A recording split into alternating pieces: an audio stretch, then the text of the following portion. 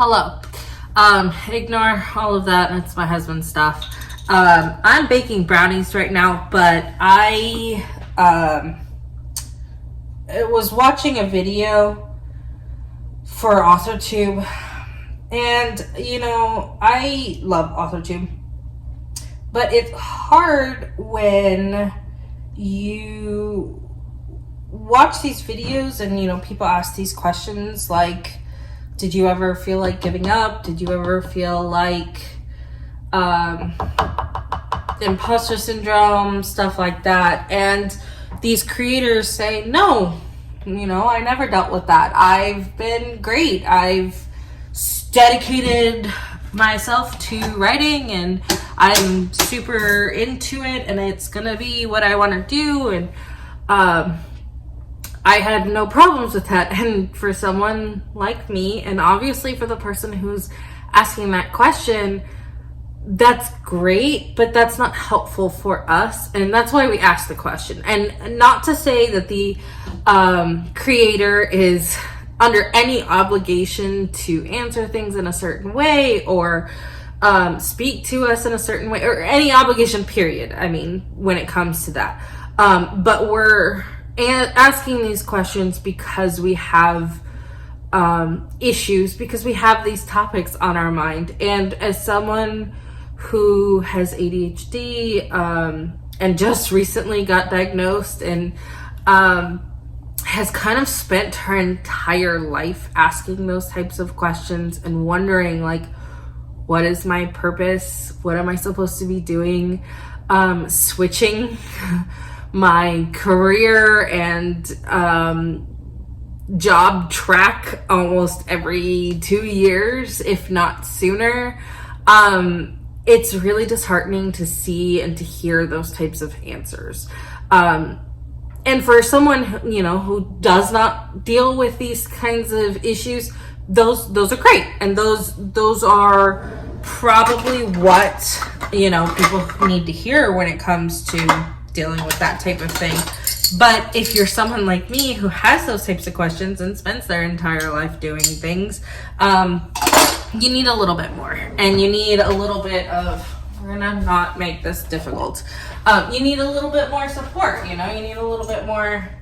I'm getting water out of here, so bear with me because I don't do things well. I should have just pulled the water bottle out of here, but why do things the easy way? 1 tablespoon. God, I hope it's tablespoon. 2 tablespoons. I hope it's not 3 teaspoons. But we got tablespoons, so it is what it is. But yeah. So what I came on here after who knows how long it's been since we chatted.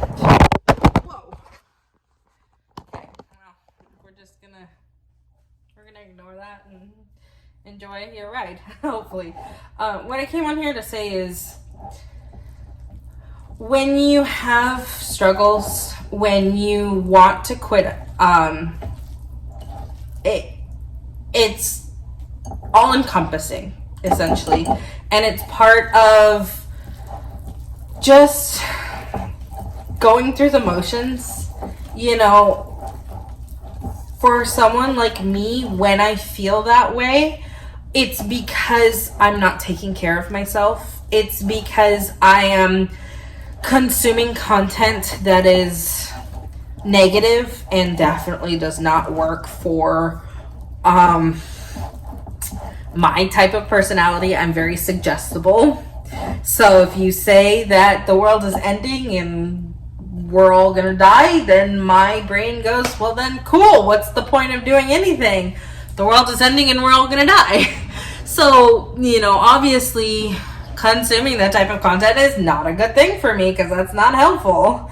But it's taking a step back and really seeing what is going on with my brain, what is going on in my life, and really understanding how not just, my goals, my dreams, and my aspirations impact me, but how I live my everyday life. If I'm eating like crap, if I have not exercised, if I have not drank water, which reminds me, I don't think I've had water for about a week.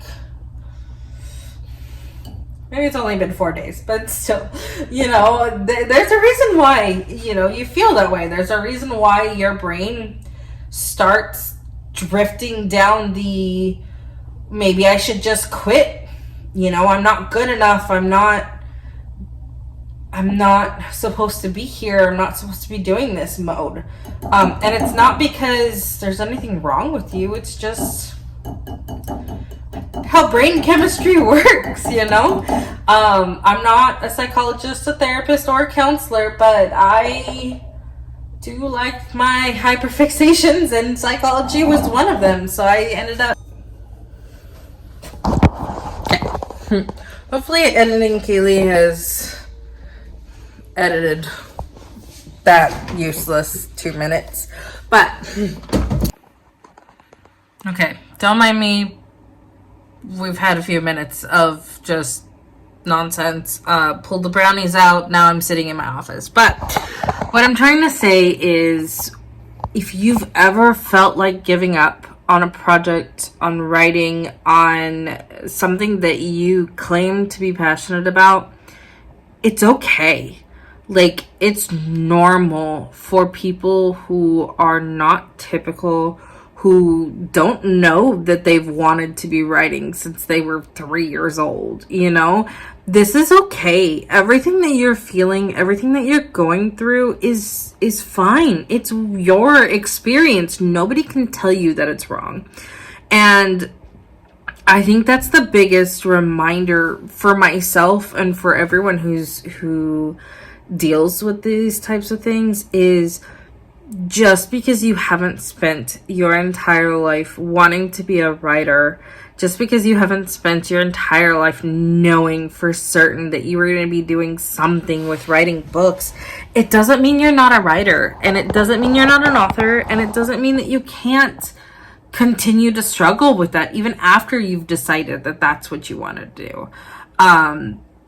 You know, our brains are wired to look for other opportunities. Our brains are wired to think about what is the best method for making sure we're safe. And in our society, we have deemed money to mean more safety. And our jobs are the ways we make money. So it makes sense that, you know, we feel imposter syndrome because we feel like we're not doing enough or doing well enough. It makes sense that we have freakouts about the fact that we haven't been doing this our entire lives and we feel behind and we're not doing well enough. We're never going to be good enough. We should just quit right now while we're ahead, because why spend all this time and energy and potentially money that on something that you'll never be, you know, number one in, and why not just go find something else that you could be number one in, whether or not you're passionate about it. That's the way our brains think, and it makes sense why they think that. But I think when that comes on and when we have those types of thoughts, my biggest advice is take a deep breath. Don't make any decisions right now. Don't make anything. The best thing you can do when those thoughts come on is, maybe I need a break.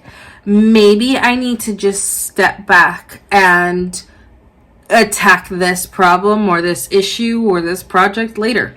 You know, maybe right now is not the best time to be deciding anything.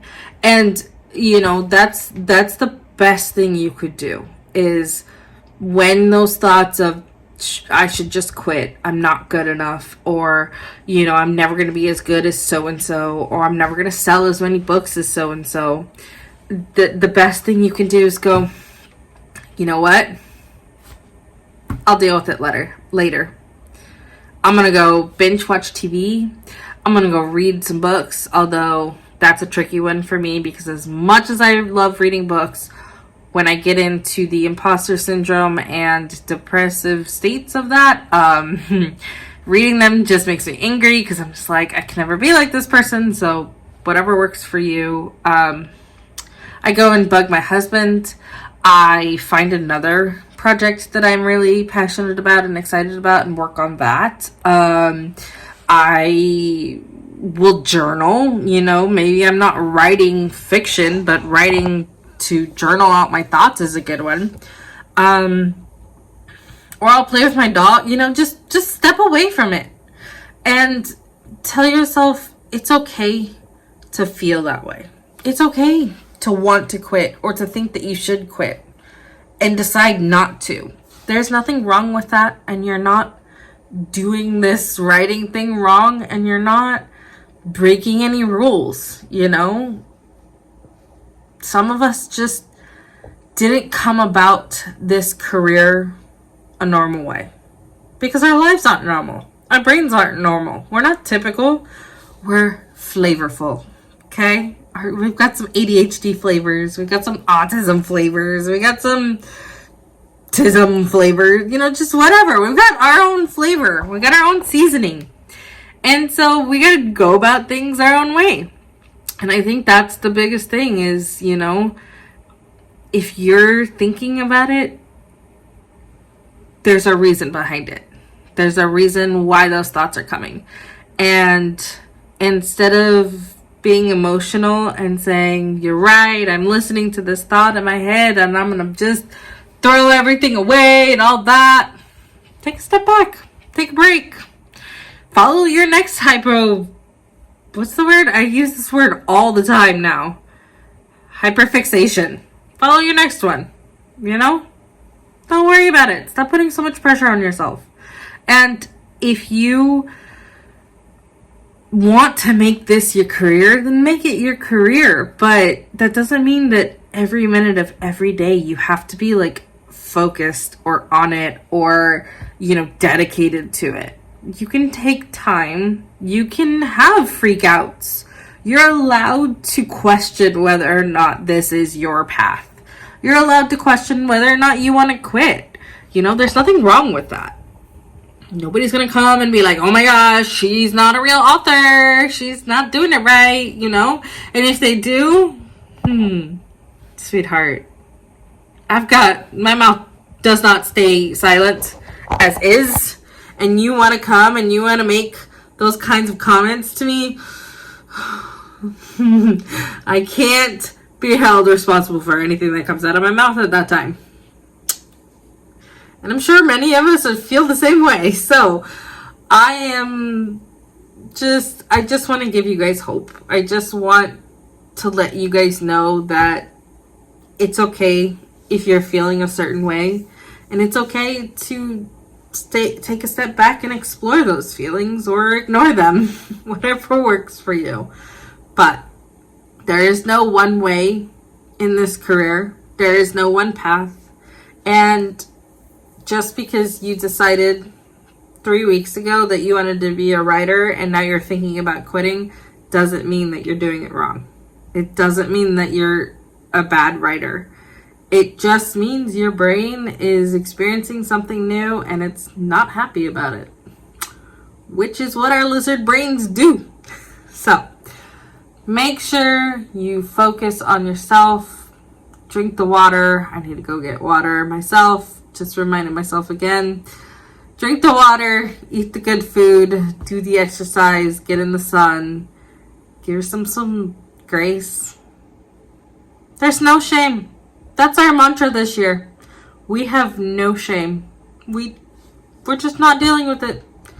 We are not going to even entertain it. No shame this year. So, do what you do. Keep writing. Have a bright and colorful day. I'll see you guys later.